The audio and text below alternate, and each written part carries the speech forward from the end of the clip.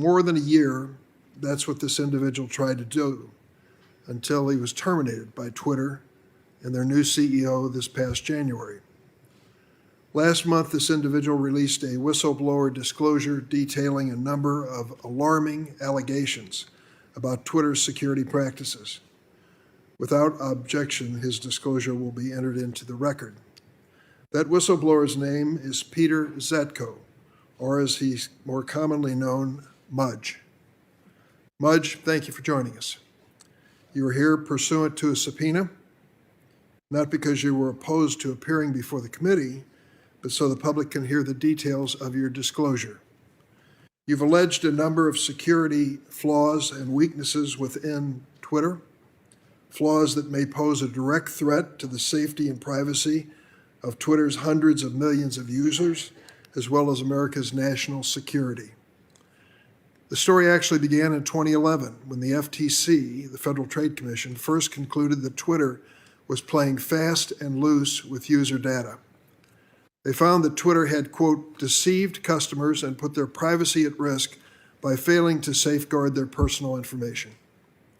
The company was ordered by the FTC to, quote, protect the security, privacy, confidentiality, and integrity of user data. But you've claimed those changes have never been made. And more broadly, you allege that compared to other technology companies, Twitter's security standards remain woefully deficient. You allege that thousands of employees within the company have extraordinary access to sensitive information of Twitter's users, and that there is little oversight over how that information is assessed. Some Twitter users tuning in this morning may be asking, well, what's the big deal? When you sign up for Twitter, you knowingly hand over your email, your phone number, other information. That's how it is with most social media companies. But you expect, do we not, that these companies will take precautions to protect the personal information you give them. It's like depositing money at the bank. When you hand your money to the teller, they take it behind the counter and put it in a vault. But at Twitter, according to our witness today, the door to that vault is wide open. And that vault contains a lot more information about you than you can imagine. Twitter doesn't just have access to your tweets and email address. They also have access to all of the data necessary to directly access your device and even pinpoint your exact location. Say you're an American citizen, you're exercising your First Amendment freedom at a political protest, or maybe you're a woman seeking reproductive health care. If you're a Twitter user, it may not just be you at the protest or in that healthcare facility. Unbeknownst to you, someone else may be right there with you in your pocket or purse. Of course, many of us are comfortable with some of the programs on our phones having location data. It's helpful. But when that data isn't secure, we become vulnerable to bad actors, scam artists, stalkers, even foreign agents. To give an example, earlier this year, a Saudi national who worked for Twitter was convicted by a federal jury for stealing the personal data of dissidents who criticized the Saudi regime and handing the data over to the Saudi government. This is a matter of life and death, as we know, for these dissidents, as the butchering of Jamal Khashoggi made clear. There's also the matter of Twitter's reach. It was one of the largest megaphones that world leaders ever had at their disposal.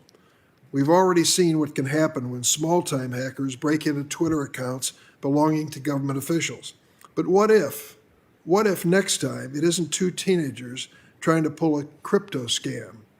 Imagine if it's a malicious hacker or a hostile foreign government breaking into the president's Twitter account, or sending out false information claiming there was a terrorist attack on one of our citizens. We could see widespread panic. The bottom line is this: Twitter is an immensely powerful platform that cannot afford gaping security vulnerabilities. Today, we have a chance to engage in a good faith, bipartisan discussion to ask what needs to be done. A final point. Politicians on both sides of the aisle have criticized Twitter. I, for one, believe that Twitter should be doing far more to combat the proliferation of hate speech and conspiracy theories. Republicans, on the other hand, claim that Twitter censors their conservative speakers. I urge my colleagues to set some of these partisan differences aside and try to find the common ground we need to establish security standards that will be raised today by our whistleblower. With that, I turn to our ranking member, Senator Grassley. Yeah, thank you, Chairman Durbin. A very important issue that you have brought before this committee, and I thank you for doing it. I, for one, want people to know that I love using Twitter.